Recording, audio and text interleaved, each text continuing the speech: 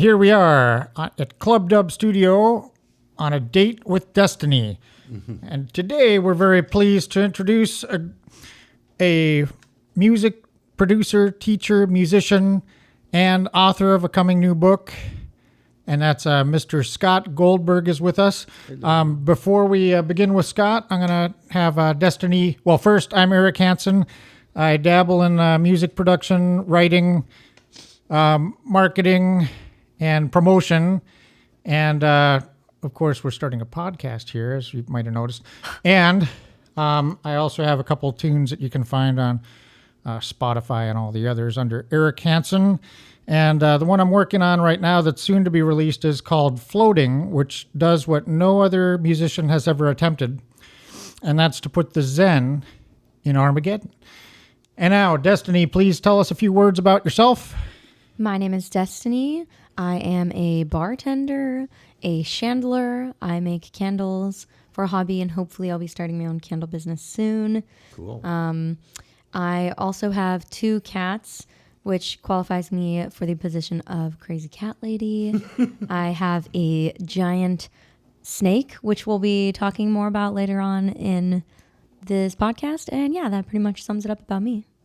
Excellent. And Mr. Scott Goldberg, please tell us a little bit about your background and how you developed your love of music and became a teacher and so involved in music.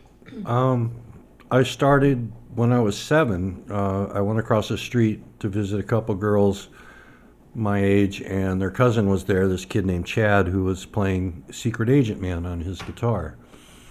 And it moved me so much, I ran home and I begged my parents for a guitar. So at 7 years old, I got one of those barbed wire, hard to play, cheap instruments. And after a month of lessons, I decided I was smart enough to not have to take lessons. All I had to do was figure out where all the notes were. So I stopped taking lessons and I just learned how to play on my own for the most part, up until after I graduated college. And then my senior year in college, I took all my humanities credits all at once. Mm-hmm.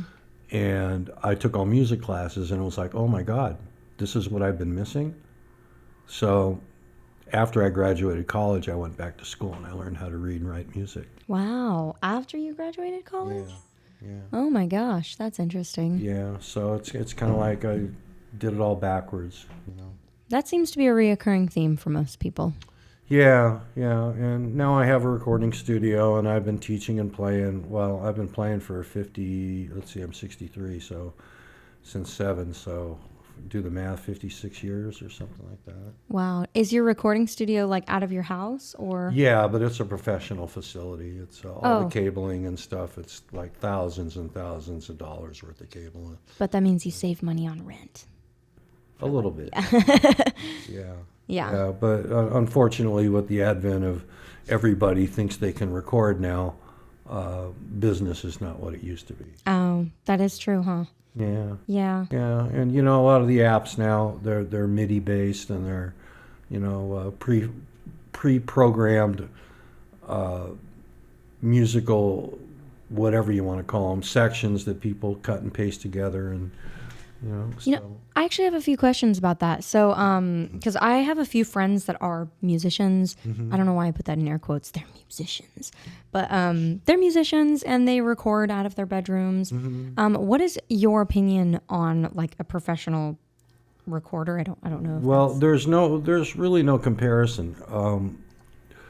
If you have the right room and the right gear and the high-end stuff, and you listen to that compared to something that somebody's made in the bedroom, there's no comparison. Yeah. The problem is most people don't listen to music on anything but their phone or their computer, and so they don't get to hear the difference.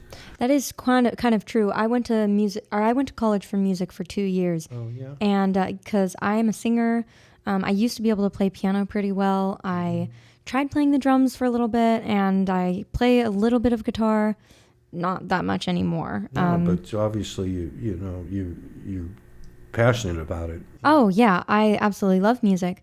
And when I first started going to school for music, it was kind of shocking to me how different like the world was. It was like everyone, like you could literally hear a difference between using headphones like I'm wearing now and the headphones they provided in class. Right. And it was like I'd never listened to music like that. I'd never Right. paid attention to every little popping noise, every little influxation of the voice, Yeah. if that's how I pronounce that properly. Inflection. Thank you. I was like, I don't think I said that right.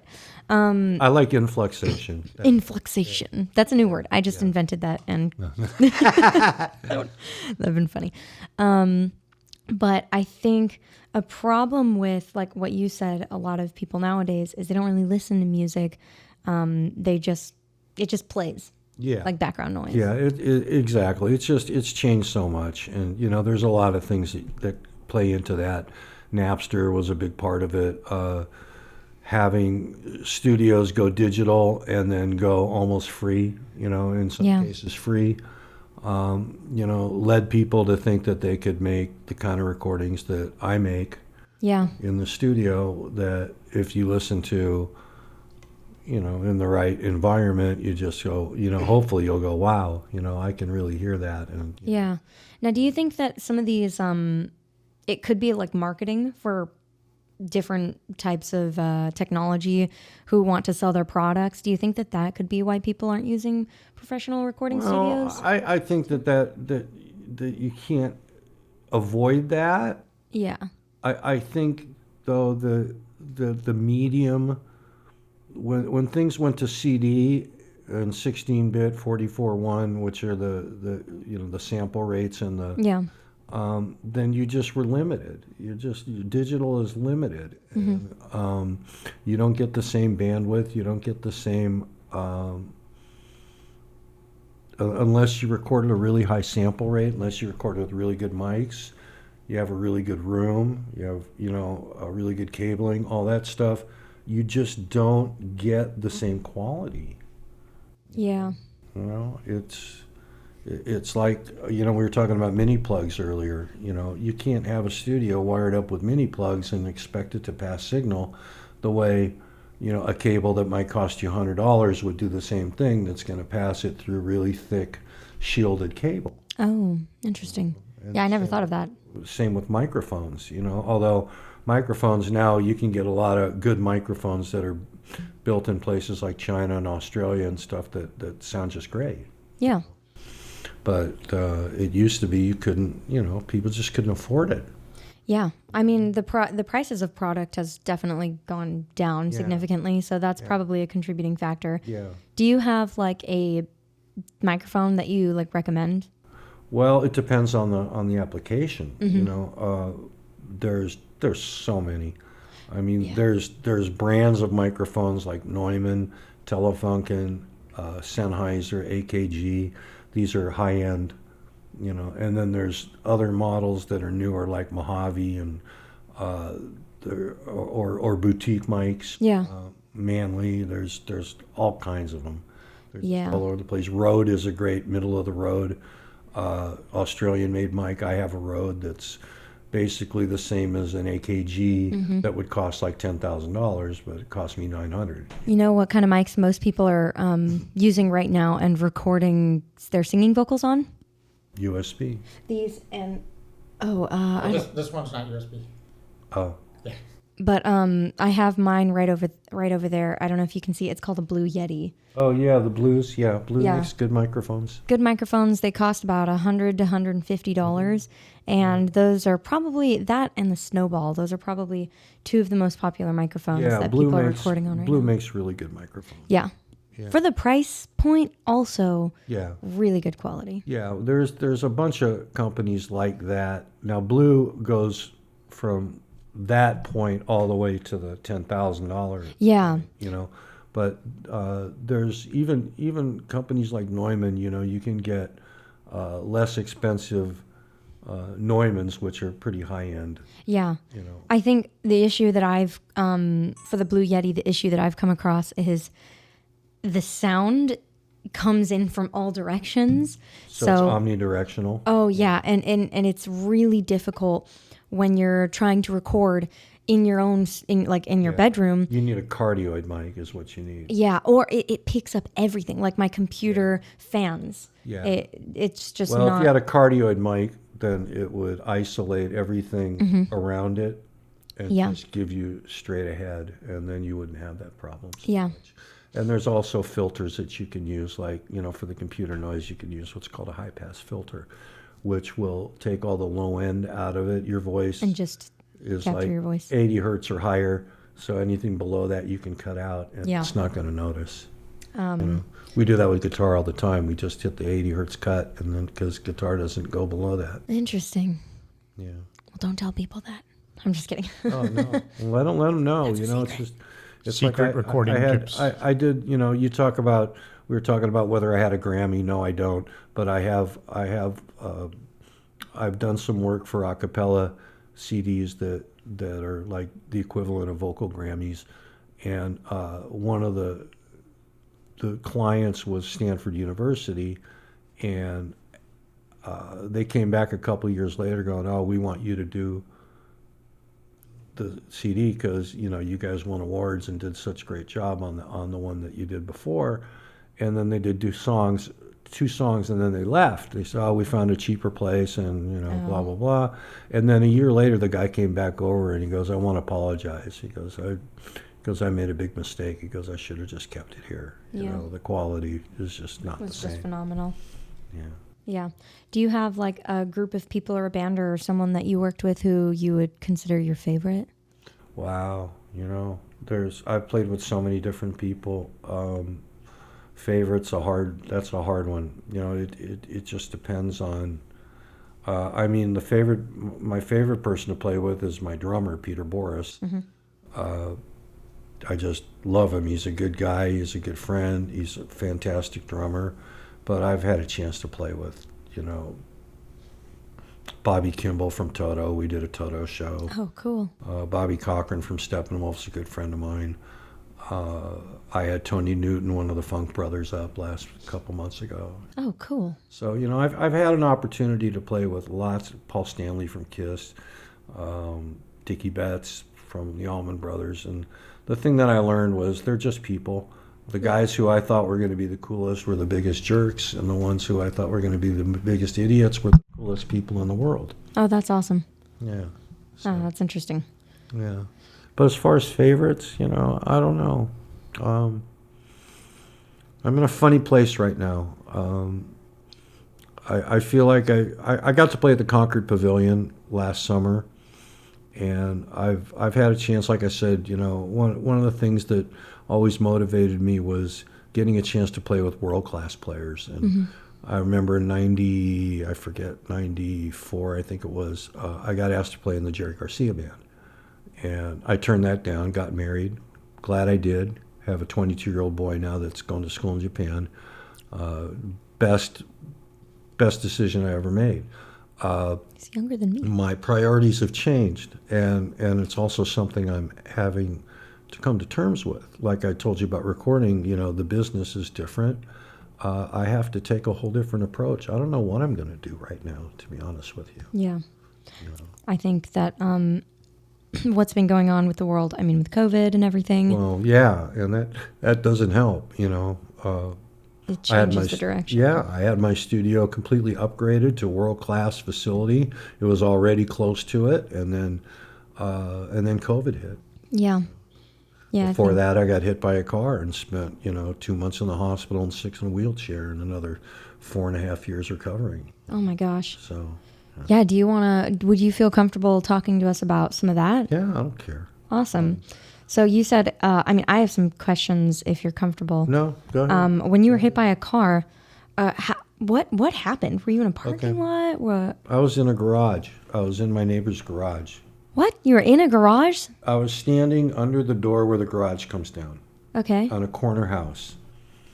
Oh, no. You walk down to the end of the street, and there's a house on the corner, and then there's a street that parallels that house. Yeah.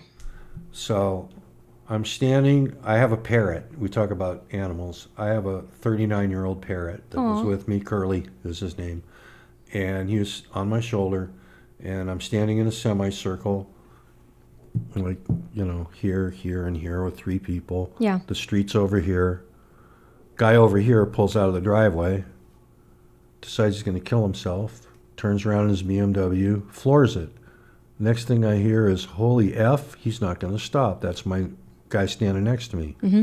I turn around, and he's driving over the curb, and he's not going to turn, and he hits the gas, and that's the last thing I remember. So he put me up on the windshield. He went through the wall into the kitchen. I went off the hood through the door that was open, thank God.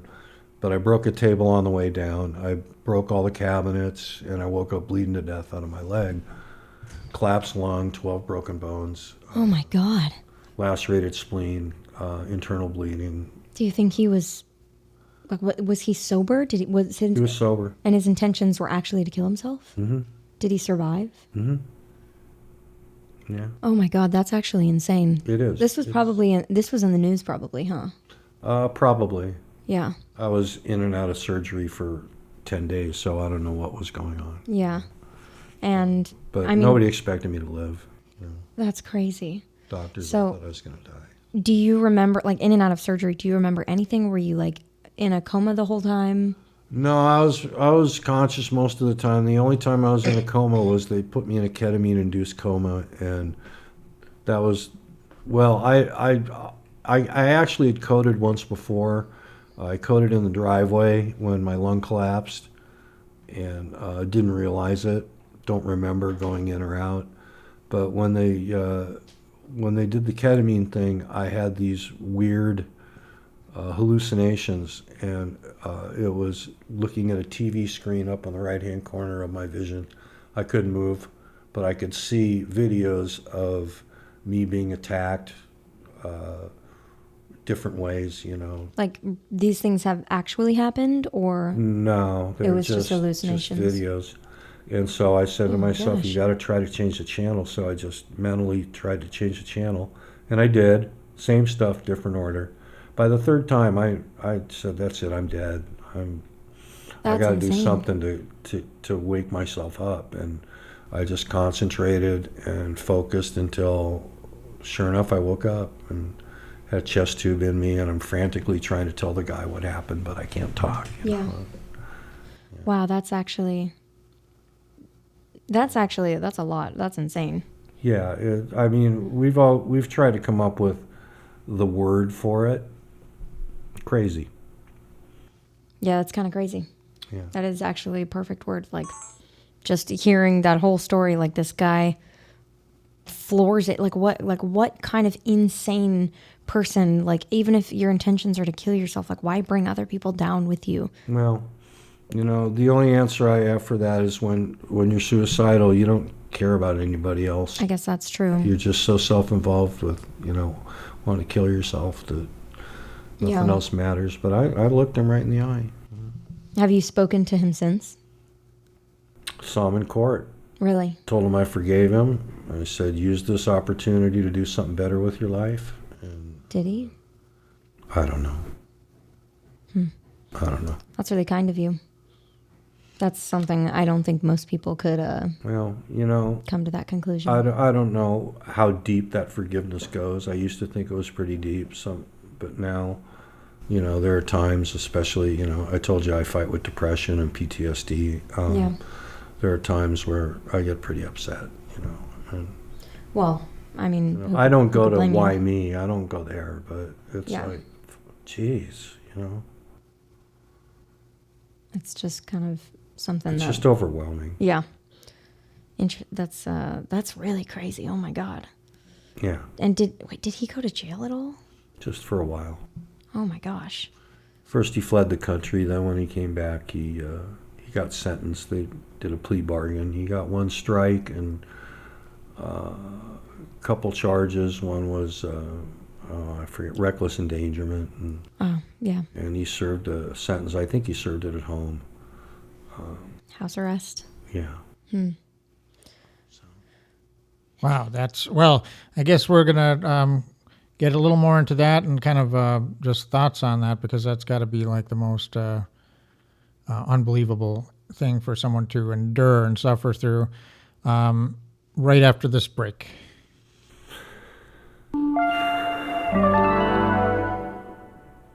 Is the sing on? Okay. We're back in on a date with Destinee and with there's a miracle of having the opportunity to talk with Mr. Scott Goldberg. Literally a miracle. That's my Facebook nickname, Miracle Man. They gave me that name. Yeah. Genuinely, it is miraculous. Yeah.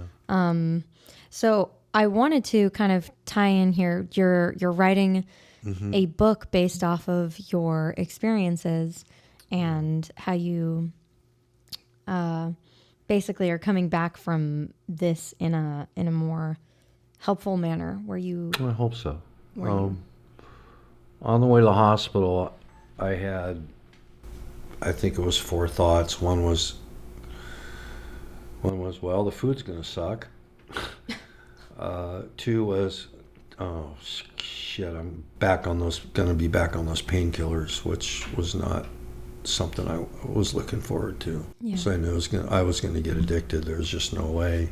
With all the broken bones I had over 12 broken bones. Yeah.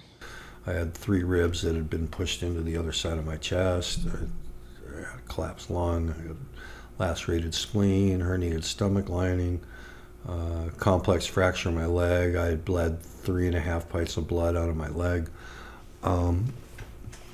So that was one of the thoughts. I'm trying to think if I can remember all 4 of them, but the big one was I had what seemed like a talk with some higher power that said, you're going to be all right. And you're going to be all right, and you're going to help people. You're going to show them how you can recover from something like this. Yeah. You know, and at that time I didn't know this, but the EMTs and the doctors, none of them expected me to live. Yeah. And so I started writing. I started on Facebook. I just every day I would, with my one arm that I could use, because this one was shattered. This leg was busted. This one was banged up. This arm was banged up. I text on my phone and just say, day 12, day 13, whatever it was, this is what I'm going through today. Yeah. And this was all on Facebook? Yeah. And did you compile some of this into your? Oh, yeah, that's awesome. I have it all downloaded and stuff. But then I wrote a book. Yeah. Which goes back before that. It goes back to other accidents that I've had, because it wasn't, like I said, I'd been hurt before. Yeah. And I've had a few spine surgeries, due to other accidents, not my fault.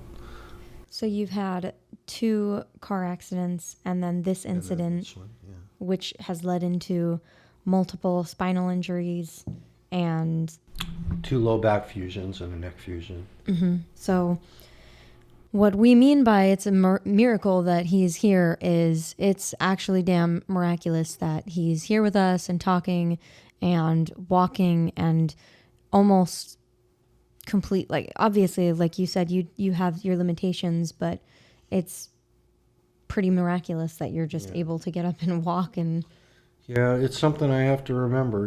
It's like I think we were talking earlier. It's like I'm at this place now where I'm feeling pretty okay physically, but I'm still having issues with fear and moving forward. yeah, I want to be able to do more. yeah, And I can, but given COVID and all kinds of other things. do more like physically. Yeah, and work-wise, Yeah. Which is, the writing is part of it. My friend has encouraged me to keep writing and seems to think I have a real gift for it. So Yeah. That's a big part of it. But that's new, But I'm at a crossroads right now. I don't really know where I'm going, and I'm trying to figure that out. I think you definitely have that in common with a lot of people right now with the whole COVID situation. Oh man, has COVID just turned the entire world upside down? Yeah. And people really just a lot of people, a lot of my friends personally, they just don't know where they're going. The direction they thought they were going in has just been switched around, and it's kind of a tragedy, but It really is. I'm sure given a few more years, which sucks to say, I'm sure in a few more years we'll all start to get to be back on track in the direction that we want to go. Yeah. And the isolation part for me has been the worst part because it reminds me of being isolated, stuck in a hospital bed for 2 months or wheelchair for 6 or home, recovering from back surgeries and stuff like that. Oh, yeah. Which a lot of triggers that I try to stay away from, but Yeah. Well, that's a very wise man once said, and he might say it again right now. Life is a great adventure if you're able to survive it. Yeah. Is the wise man you? You caught that. I snuck it in. I thought I was being all subliminal. So. Now, in terms of the based on the extent of your recovery from going through what no other human being on earth has probably come out of looking so great, and maybe not feeling great yet, but Better to look marvelous than to feel marvelous, right? Exactly right. It all starts with, actually, a biology teacher taught me a valuable lesson in high school, and it's a little unrelated, but he said, beauty is skin deep, but ugliness is to the bone. I don't think that's unrelated at all. That's fun. I don't know. I feel like you have a very kind character. Oh, and what's interesting is, I guess I'll get a little bit into like my personal feelings. So I have a really difficult time taking any kind of medication. Mm-hmm. And I mean, like, I don't like taking Tylenol. I don't like taking ibuprofen. I am an extremely holistic person. Mm-hmm. I understand that, Western medicine, or sorry, Eastern medicine? Western medicine. Yeah, Western medicine. I understand that Western medicine has helped a lot of people, and science does work, but in my view, I prefer holistic methods. Yeah. And for some reason, it was just like when you were talking about what you had gone through, and in my head, I just thought like, oh my God, Destinee, you're kind of being a big babe. I have to do some things soon that have to deal with like minor surgeries, possible like blood related. And I thought to myself like, damn, Destinee, like you're being a big baby. Like if he can really survive all of that, like I think I can handle a little bit of. That's good. I mean, I'm glad that, don't think you're being a big baby though. It's like I tell people all the time, they go, oh, I've hurt my back before, but not like you. It's like, look, don't try to compare yourself to me. If you have pain, you have pain. Yeah. That's true. It's just when it comes to the Western medical thing, we make good mechanics, but they don't teach anything about trauma in medical school. No. And they also try to prescribe too much. And the pharmaceutical companies have way too much control. Yeah. Amen to that. Yeah, amen to that. Way too much control. One thing before I forget, while it's still in my mind, you had mentioned that you had a doctor that you were very pleased with, and I'm given your miracle of going from what would leave anybody else in a bucket to a man that's walking on his own and looking good. Some people might want to know what kind of doctor that is, or if you wanted to give him a shout out. He's actually a medical doctor, but he tends to be more holistic, and his name's Len Saputo, healthmedicine.com. He's up in Walnut Creek on 1620 Riviera in Walnut Creek, and he's also got an internationally famous psychologist who I work with named Eleanor Criswell, who she and her husband came up with somatics, and she's also been extremely helpful. Somatics? What's somatics? Somatics is a way of moving your body, small movements that will help not just loosen up things, but it also helps reprogram your brain to do things differently. Is it like a type of physical therapy? Yeah. Physical and mental then? Yeah, it's wow. both. It's both. That's crazy. In a good way. But if you look her up, she's internationally known. Cool. Been translated in 7 or 8 languages. Oh my gosh! Wow. She's a big deal. Another person who's really good that I've actually met online and spoken with is Gabor Mate, who's a doctor, a Holocaust survivor. Oh wow. And he's got some great books out on addiction and about ADHD and about all this stuff, and really has redefined how trauma is the basis for most illnesses, autoimmune deficiencies, things like that.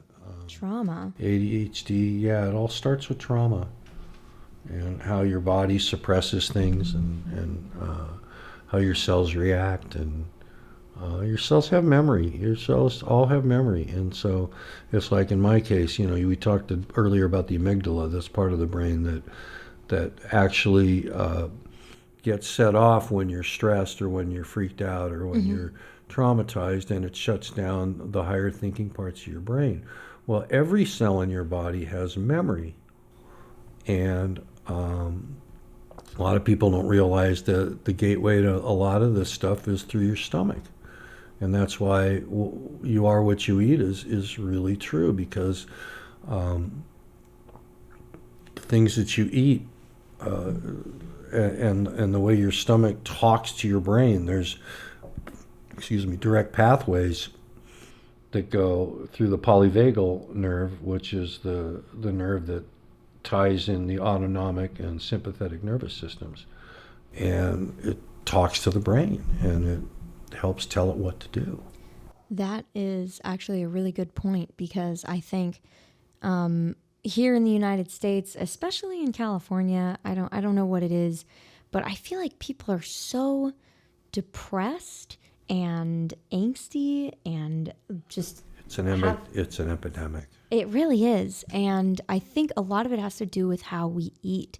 Here in the United States, you'd think that because we're a first world country, you think that because we're the United States, we'd have such great food, but we really don't. The food here is so terrible for us.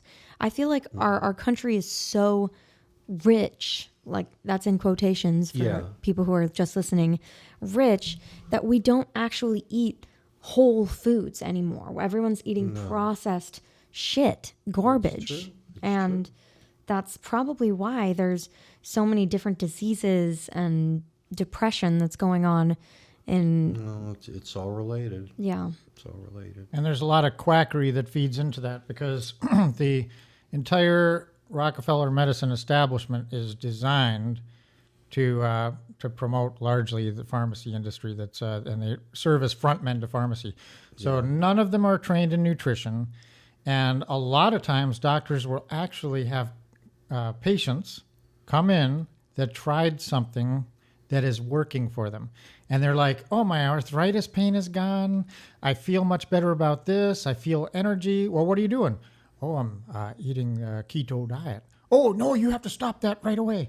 So not only are they poorly trained on nutrition and the mechanics of how the body works in terms of nutrition and the role it plays in our mental and physical and spiritual health, but they'll actively undermine individual efforts to it. So that's a real issue, is people need to be more skeptical about their doctor. And you mentioned some specific resources and writings and authors, and it's my hope we might collect from you maybe some links that we can then add in the comments below. I would love that. Yeah. Gabor Mate is one. I just read another book about the amygdala that we were talking about, and what's his name? Bessel Vanderkorp is his name. I think he's Dutch psychiatrist. But Gabor is definitely one of the men, Yeah. one of the guys. So I definitely think a big takeaway from all of this is do your own research and eat healthy. Yeah. Like, don't put trash into your body.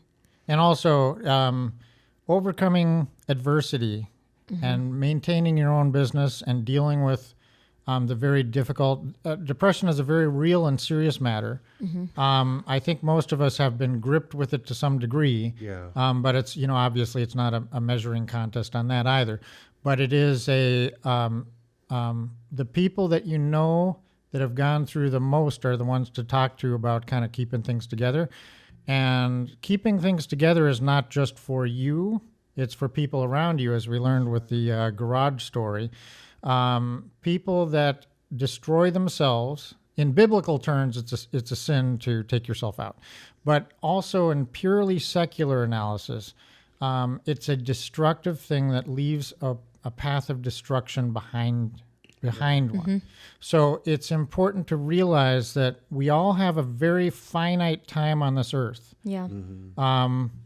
And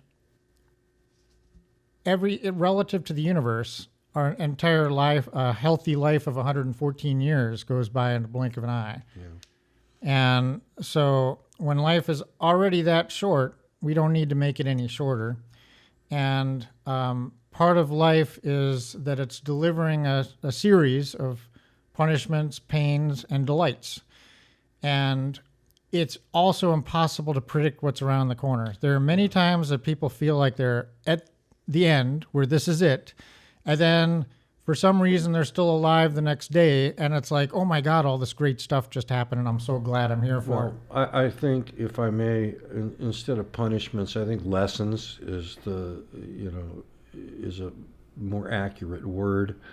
And when it comes to depression, I know for me that it's so easy to get into a groove where I start thinking about things that I'm not happy about my life, or things that maybe were done to me that were not good, whether it was abuse or whatever.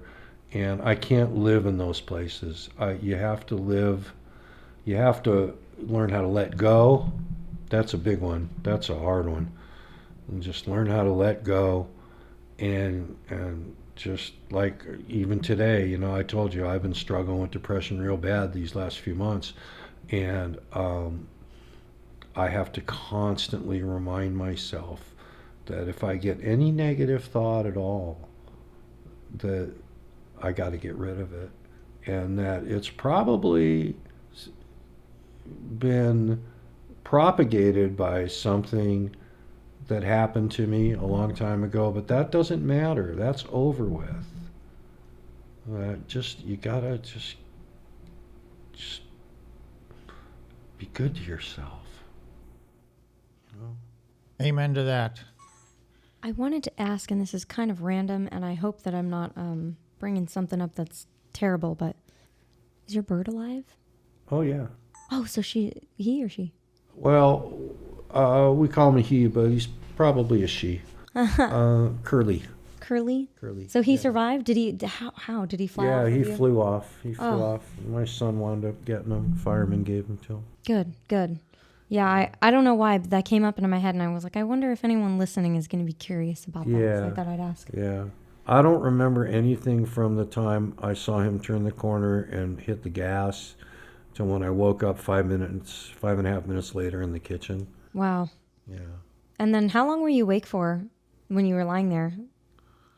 Oh, I was awake the whole time, other than when I coded, when my lung collapsed, that I seem not to remember anything about. Okay. You said you've had lots of snakes and pets before. How many pets do you have? Right now, we just have the 3. We have a golden retriever, the bird, and another little cockatiel. Cool. Yeah. But you had lots of snakes in the past. The reason I wanted to bring this up. I've had everything. Yeah, you name it. I've taken care of eagles. Eagles? Mm-hmm. I got to pet baby tigers when Joan Emery was working at the zoo, and I was working in the office there doing my internship. Had a bunch of different snakes and lizards, you name it. Just anything that was alive that was interesting to check out. That's awesome. And this is a common interest with Destinee because she is a snake keeper. Yeah, I always bring up my cats, but I never bring up my 6-foot snake that I also have. I feel like most people like the idea of snakes, but they're very scared of snakes. And up until recently, I've been very scared of my snake too. It's like my wife said, if I knew that you were into snakes, I would have never married you. That's hella funny. There's that song comes to mind right now. Yeah. Which one? Spiders and Snakes. Oh, yeah. I actually played that the other night. Spiders and snakes. Yeah. Outstanding. Yeah. I don't think I would ever have a spider as a pet. That's taking it too far. But snakes, I do like snakes. Yeah. They're interesting. And we're going to continue with our bird talk and reptile talk. Well, are snakes? Yes. Yeah. Serpent talk right after this brief break.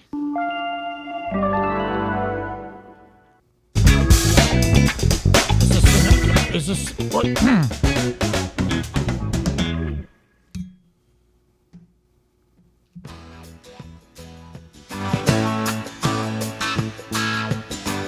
I remember when Mary Lou said she wanted to walk me home from school, and I said, yes, I do. I remember when I thought that was the actual song. Yeah. That was good. That was good. Spiders and snakes, ladies and I gentlemen. don't like spiders and snakes. I don't like spiders. I do like snakes. They do scare me. I'm not going to lie. Snakes definitely scare me. But my snake doesn't scare me anymore. She's very docile. I don't have a name for her yet, but we've only had her for like 5 years. Yeah. Her name's on the tip of the tongue, on the tip of this serpent's tongue. Tip of the forked tongue. Yes. And I just stopped being scared of her like 2 weeks ago. I used to be into snakes, and then I kind of lost my interest in them there because they're cold-blooded and they really don't have anything in the way of feelings. True. You know, so they're just pretty. Like they're very beautiful. interesting. They're beautiful. Yeah. But they don't give you like what dogs can give you or cats can give you. They're not like loving. Right. Yeah.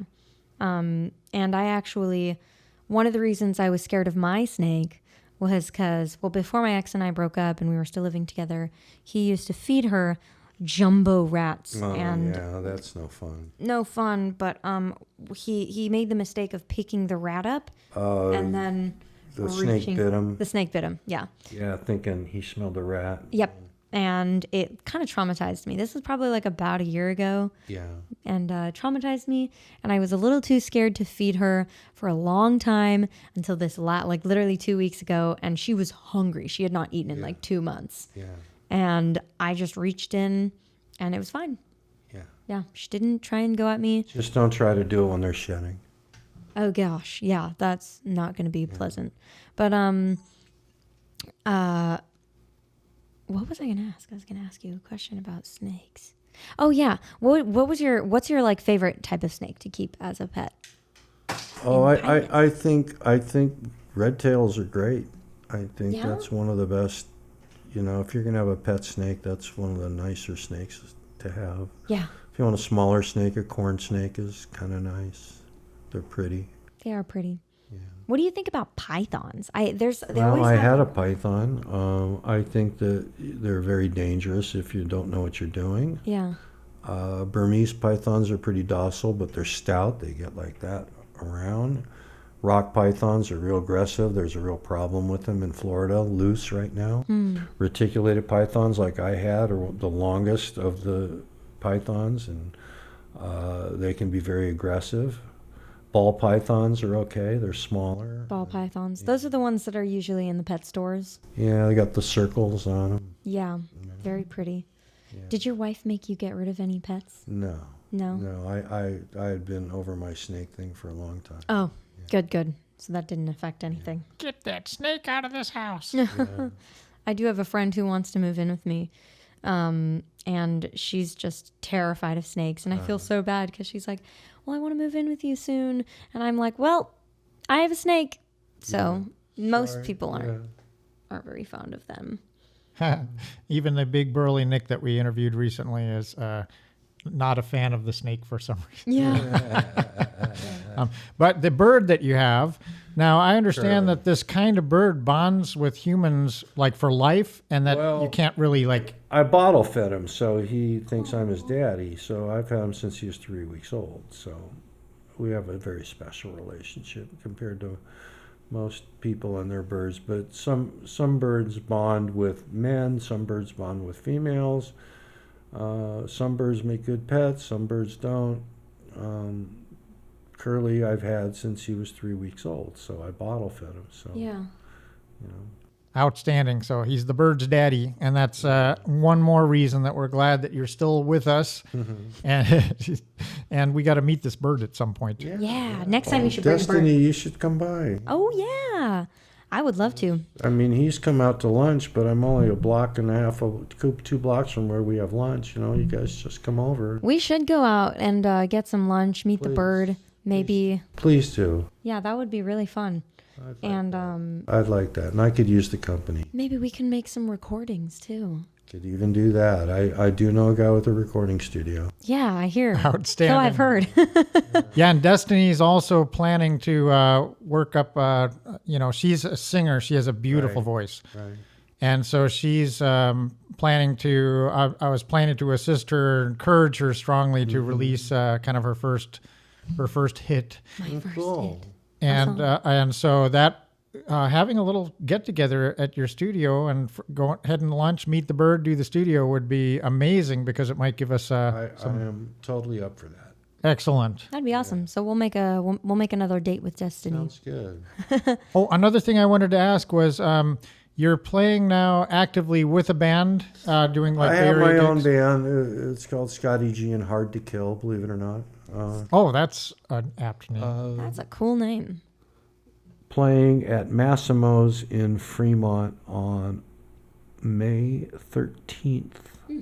And we'll be playing there once a month for a while. I don't have my regular drummer on that gig, but still, it's a good gig. It's a nice restaurant, good food. What position in the band do you play? I'm a guitar player, singer. Okay, cool. Are you? Oh, you're the lead singer. Dope. And he has the voice for it, obviously. Yes. Yeah, when you came in singing, I thought that was I'm actually an a okay song. singer. I'm a really good guitar player, but I'm an okay singer. Yeah. Well, you've been playing guitar since you were like what, 7? 7, yeah. Yeah. So that makes sense. Yeah. Heck yeah. Well, 59 years, yeah.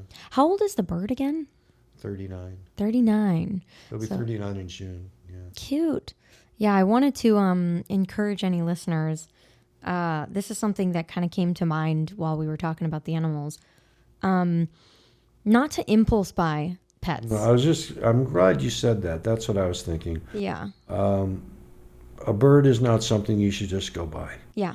I don't Or think a so snake, either. for that matter. Any exotic animal. And if you're going to buy a bird, get a domestically raised bird Yeah. and do some research. Yeah. I wanted to bring that up just because we were talking about I'm pets. glad you did. And the snake that I have can easily live to 40 years old. And she's about 5 right now. Yeah. So, I mean, obviously, I would love to be able to manage her for her entire life because I really love her.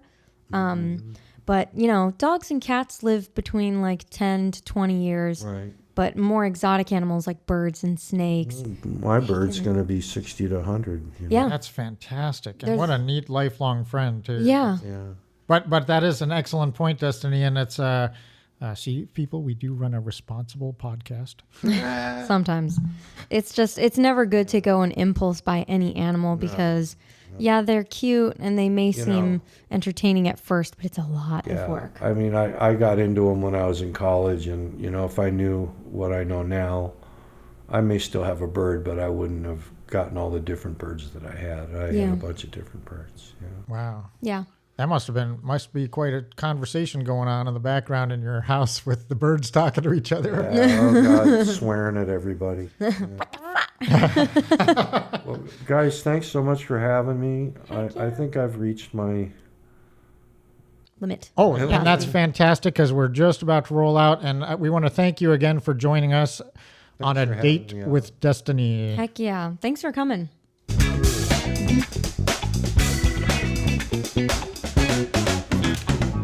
Nice job, Thank guys. you very much. And check for the show notes in the comments.